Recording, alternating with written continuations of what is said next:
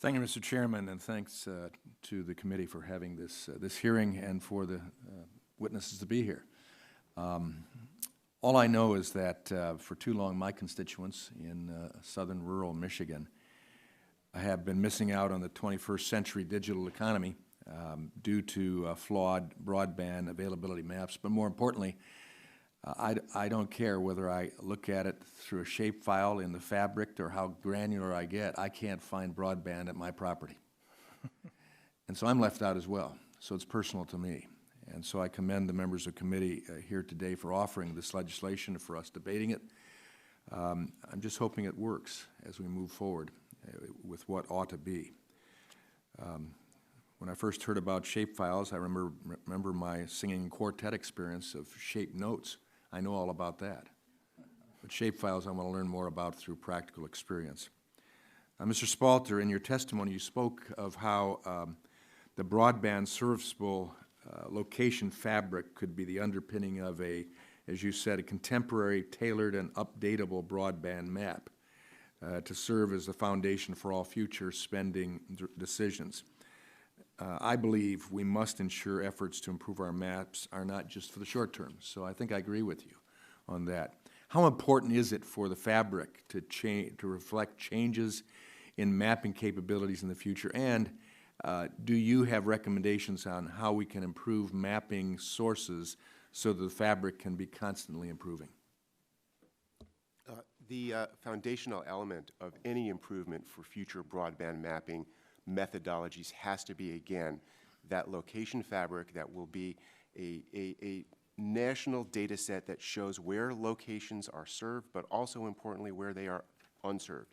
And once we are able to establish that location data set, and we know that we can do it timely and affordably within a year, then you can dynamically add on all kinds of reporting and complementary reporting methodologies like shapefiles, other types of data sets that will be coming online that will be made available openly in an open source way through state, local, and even municipal data sources, in new innovative proprietary data sources, additional company-led efforts to initiate open source methodologies, for example, like Microsoft's rooftop imagery data sets, which already are incorporated into our location fabric.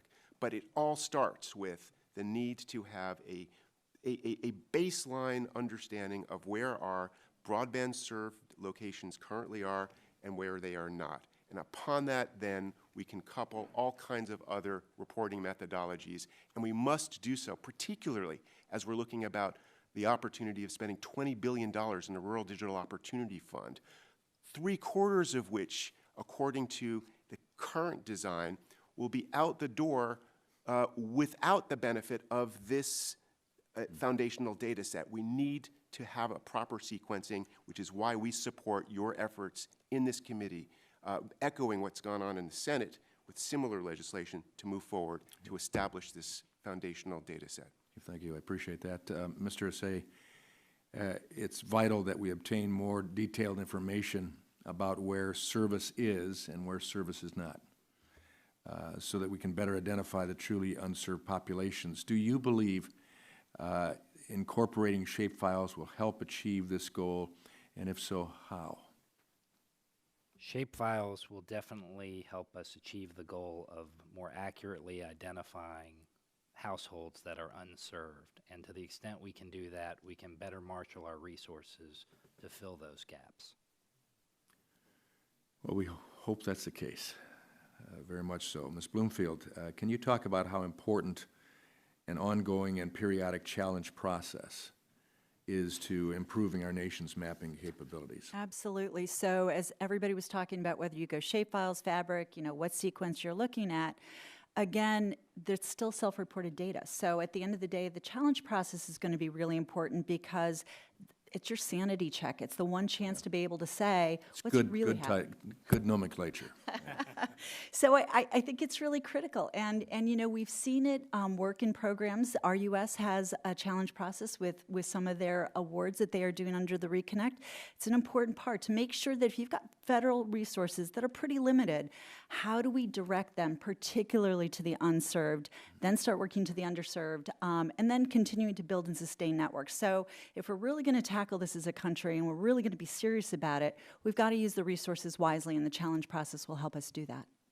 Thank you. I yield back.